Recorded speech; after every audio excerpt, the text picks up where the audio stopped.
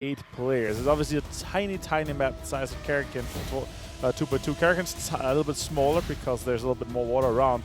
But the question is, how do these guys approach it? How do these guys play this one out? It's really interesting to see compared to how they did yesterday, and if they're able to step up. Yeah, I mean, I'm intrigued to see how some of the other teams are going to be performing. We saw the devs talking about Bigatron, and if it's maybe time to get rid of the twins, Lexi and Saxi. No, I feel like that Bigatron without the twins would not be Bigatron. Right. And I am intrigued to see how they're going to be playing. I mean, Alpha 7, that last game alone, they ended up getting $20,000. That is a lot of money just for one game. So Bigatron, are they going to be maybe changing their strategies at some point, trying to go after that money? We are seeing where some of these teams are going to be landing. I would be intrigued to see if we actually end up getting some kind of hot drops. You can see Alpha 7 going with the full North rotation by State and Stable. They need to be careful, though, because there is some players there from Team Falcons. And if we go down, Vampire Esports is going to be able to just loot up power plant. A great place to go to. Actually, I either like to go Midstein or I like to go power plant. That's where I have the best of luck finding some loot. I like to go Crab Crash because that's where I'm really channeling my inner Saki Crawdad. Because there's center, there's a good amount of loot. We had a good ending close to it. And yeah, I really love that one because it's just center, good rotations, the roads are close to it. Yeah, next circle's going to pop, and it's not going to matter too much because literally the entirety of the circle is almost in here with the first one. The guys in the south obviously is going to have to move. Yeah, and I love that I'm hearing the crowd right now. Oh, they're getting hyped. R8 had a great performance in that last match. And guess what? Team Falcons is going to be getting the first elimination, and they are going to be getting that first elimination reward, $2,000 going for Team Falcons. That's going to make them really happy. This is a team that's currently in third place for the overall, and they have been racking up a lot of those match rewards. I love hearing that crowd, and I love that everybody's currently watching PMWI together, and you at home can watch PMWI together in game at the Esports Center with your friends to win PMWI special sets. And while you're at it, don't forget that PMWI packages are on sale for a limited time, and you can also win PMWI treasure crates if you play PUBG Mobile during PMWI. I mean, look at those crates; they looked amazing. I definitely want one. Yeah, for sure. The skins are absolutely nuts here. As you see, our rewards ranking earning so far $60,000 for Alpha 7. Just crazy. I'm on Kia Falcons 32-30 and S2G on 41. It's been very top-heavy so far. You can definitely tell here in our earnings leaderboard. It's kind of crazy to see these teams being able to get this much. Yeah, let's see if they're able to close it out for sure for the rest of the one. But we are on day 2. We are playing a total of 3 days, 18 games total. And once we're done with our game of the day, the next one after this one, of course, we are going to be halfway through. We're going to have a really good idea of how the situation is. And, you know, the guys on desk, they're quick to just announce the winner. All right, it's the PMWI Afterparty Showdown. But I think, obviously, I mean, once we go into day 3, the other teams are going to be super aware that Alpha 7 needs to be stopped. And once they pop up in the elimination tracker, they are going to be, you know, kind of hunted and focused on a little bit. Otherwise, there's just going to be those guys winning, right? Yeah, I mean, Alpha 7 currently 37 points with the lead.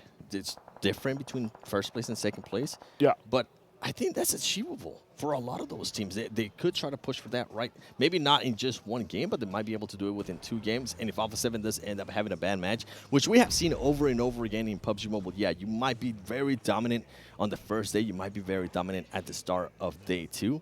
But if you don't continue on that consistency, you can fall off very fast. Alpha 7, though, it's not looking to be like that. But Damwon, Kia, and Team Falcons, I'm pretty sure they are looking at that gap and wanting to close it down. Star Wars Esports getting on some shots there to Team Falcons, making sure to back off. And I'm excited to see, oh, I do see it right away. Top does have that shotgun on his back. Smart man, especially with what he was able to achieve yesterday during that show match. Yeah, for sure. Fights are coming out already. Starboard 4 guys really close to each other. Never alone here. He's going to stim up, try to move around a little bit, get some information. He's alone in this crossroad compound. Question is the other guys going to come to him, or is he going to try to kind of evacuate the situation? I think he's just going to be waiting to see what his team is going to be doing. The team is going to go up to Ron has. And he just might be waiting, honestly. S2G very, very close to 7Cs. You can see Powerful from Team Falcons back there too. And the Afterparty Showdown, we're talking about the points. Well, guess what? You just got a chance to see that 37-point lead for Alpha 7. That's some oomph to that. 37 points after 7 games. That is crazy considering you get 10 points for a win and 1 point per elimination. S2G. Yeah, they're looking at what the situation could be for that one here. Could take on 7Cs. And S2G actually towards it. They're going to decide to be aggressive here. Silas, all of the S2G squads, the shotguns are going to be coming out. They're going to be getting down some angles. S2G being able to knock 3 players. Now it's only Adeline from 7Cs. Can he survive? It's going to be a very tough one. S2G playing super, super aggressive right now. I don't think Adeline has any of the shotguns. This is going to be too much. S2G just coming in and destroying them. 7Cs is able to knock down Racy, but not able to confirm that elimination. Great, great push there by S2G, and that's what we want to see, especially on smaller maps like this. If you are going to be taken into a fight, make sure you fully go for it and finish it quickly, because guess what? Team Falcons was close by, and if that fight would have dragged on a little bit longer, I feel like Team Falcons might have decided to actually third-party that. Instead, Team Falcons decides to back off and not try to third-party. Yeah, I like that. The push from that really worked out well for them. Vampire here. Ravenclaw takes on Chari from Deadeye's guys. Let's see if he's going to be able to finish this off. More supporters coming in. Circle has popped. It's gone kind of south, so it's not going to change too much. Chari takes himself down with the nade, and it's going to be finished off with that. That's Schweppes just sweeping in, getting that confirmed together here with Ravenclaw. They have 1 elimination point confirmed now in this case, and they are onto a kind of a situation here in Crabgrass. The question is, do they continue to fight for it here, those guys, or do they just kind of back off? Here, see the push from S2G. The opening there, the opening knock was just such a go sign for them. They're like, all right, guys, let's try to see if we can secure those $5,000 for the first team, full team elimination. They were able to do so. That was crazy to see. And I think 7Cs was just not expecting that. They were expecting the knock and maybe one of the players starting to relocate and trying to get maybe an off angle on their team. Little do they blink, and then all of a sudden they have the full squad of S2G pushing towards it, and I think that's ultimately what ended up working there for S2G. And on that replay, we did get a chance to see Team Falcons. Powerful was setting himself up to third party, but as I mentioned, if you finish off that fight quickly, I think they're going to think about it twice, considering that only 1 player from S2G was knocked. See Vampire Esports only trying to take control of Crabgrass here. They were able to get somebody from Deadeye's earlier. Stalwart Esports still maintaining the same position that they were maintaining earlier in the match too, staying a little bit off the west of Midstein, a great position in this map. Bigatron talking about it, and interesting stuff. Luxie's actually sitting out for this match, so the Des is going to have a lot of stuff to talk about. We're talking about what happens if the twins are not playing. Well, guess what? One of the twins is currently not playing. I did enjoy what Max was saying in regards to the synergy. Genfoss. Oh, Genfoss decides to take some shots, but unluckily the player from S2G just decides to move at the right time, and now they have given away their position with 0 knocks to themselves. We're looking at this circle. Alpha 7 just maintaining that north position. Enigma Galaxy currently having one of their players knock. Not sure if it might have been Alpha 7. Carrillo and Rebo are currently very, very close to each other. Oh, and they do have Deadeye's guys on Vampire. Too. Yeah, look at that. We see some shots coming out over by Crabgrass. See what's going to happen in that situation. Everybody just slowing it down a little bit more, too. Once they saw the first wipe in the elimination tracker, right? You want to be all right, and then we don't have to go for it.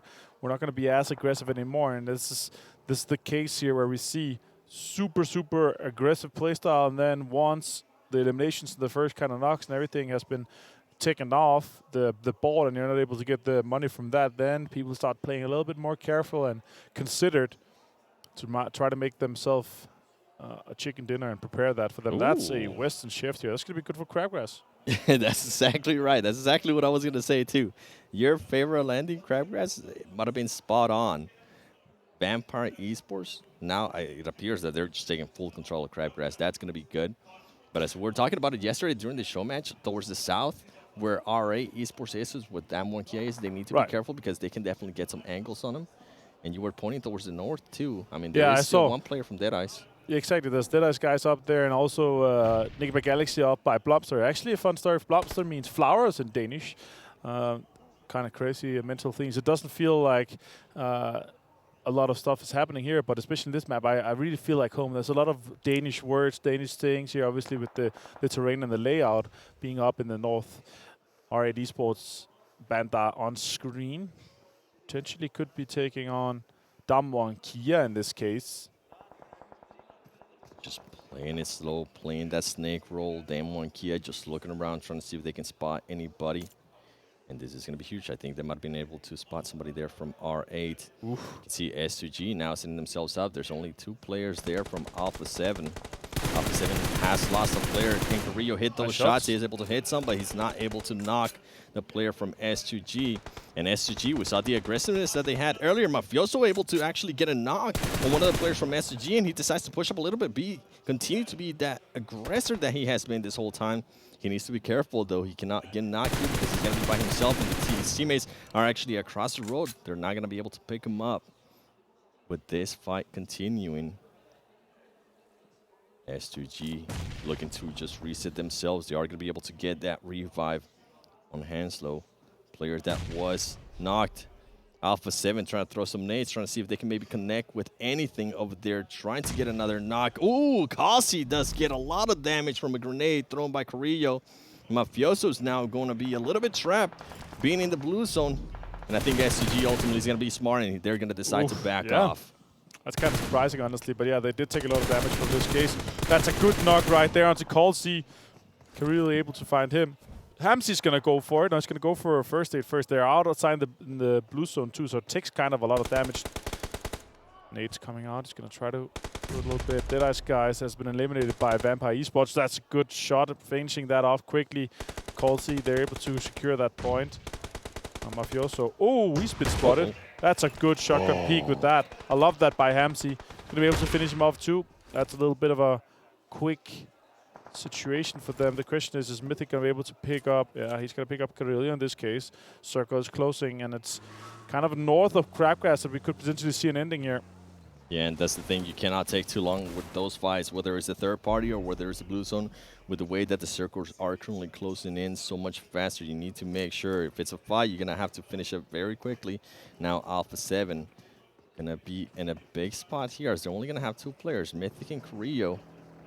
Been talking about how they've been so good at keeping up their 4 players alive. Well, guess what? It hasn't happened here in this match, and now we're looking at Enigma Galaxy looking to take some shots here at S2G. Not able to get any knocks. Hamodi, can he get a knock? He does get a knock, but he ends up getting traded out as well. Silas making the push. How is Enigma Galaxy going to be able to adjust to this rotation by S2G? Freak, I think he was going to try to go for the revive there on Hamodi. It's not going to end up happening. Silas decides to back off. He actually ends up getting knocked. Ray C, can he get a shot on Freak here? Can he get an angle? Freak too much. Just getting the shots there on S2G. S2G, the rotation didn't end up working out for them. And ultimately, the fight that they had with Alpha 7 does end up hindering us. Alpha 7, they lost 2 earlier, but they're still being alive. And you can see them playing very, very slow. Very close to Rod. Yeah, Rod here on screen. They are on the east side. They're going to potentially be trying to gatekeep as much as they can, but Mythic, with 3 more grenades in hand, could potentially find an open knock with this here. This is really rough. Mythic. Ooh. Oh, he's down to 1 HP. That is just so close. Kaito, more grenades are just coming out. Can he? Oh, he has so much utility. It's crazy. Can he find Kaito? Kaito's down to 1 HP again. 1 more nade there with the corner. He could potentially find Desha in that case if it's able to just connect it. Oh, it finds Desha. It's on the money. Now Kaito has to move too. He's low. Kaito still with just a couple HP. Great utility there from Mythic. He's going to be able to confirm on that knock. He's going to be able to spot somebody else. He switches on them. He knocks him down. He does end up getting traded, but guess what? All of that information, all of those utility that he was using allow Carrillo to just reposition himself. He might be able to get an angle here on some of the players from Rod. He needs to be careful, though, because now Freak from Enigma Galaxy is going to be able to spot him. Carrillo having to work with the zone just on him, and he also has another team behind him.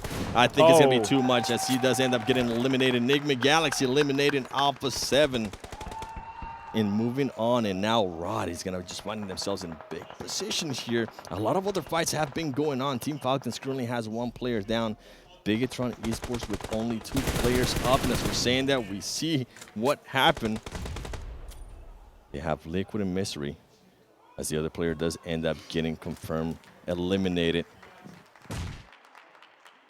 Bigetron trying to reposition themselves here. They need to be careful because the M1 Kia is going to be pushing up on them. And they also have, as I said, that M1 Kia Fabian getting shot by Lord from Nima Galaxy. Great spots, and Powerful returning the favor there for the M1 Kia instead and knocking Freak.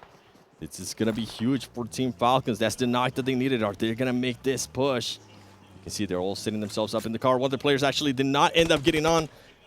I'm not sure if that was meant to be or not, but Damar, Yusuf, the players from Team Falcons slowly crawling their way up to Bigetron and to Nigma Galaxy. Oh, they find Yusuf Dammonkey on that push from the side. Forrest Juni left alive, and he gets knocked. Forrest is left to try to heal, but I think that is that for them. They're going to be going out here in 4th place. Dammonkey with 4 points for the placement. There were a few eliminations too. I believe it was 2. Now Falcons could potentially pull up that revive. Molotov. That's a good Molotov to deny, especially that push Freak potentially could be on. Yeah. And now we're down to Nigma Galaxy with 3, Bigetron with 2. And Falcons now with the revive popped off with 4 guys strong.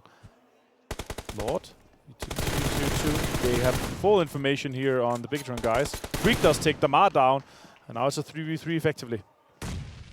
Powerful, very close. Great grenade there by him. He's not able to knock off Freak. Powerful. He's going to be able to connect some shots. He's able to see Freak. He is going to end up getting that knock, barely surviving himself. The Molotovs are coming in from Team Falcons, forcing Enigma Galaxy to just rotate in a way that they didn't want to. Bigetron is still alive, just waiting patiently to see who else is going to be getting knocked. And I think Team Falcons is trying to make push here.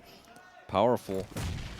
Playing it very slow, healing up. Here comes the nades. Liquid being able to knock one of the players there from Team Falcons.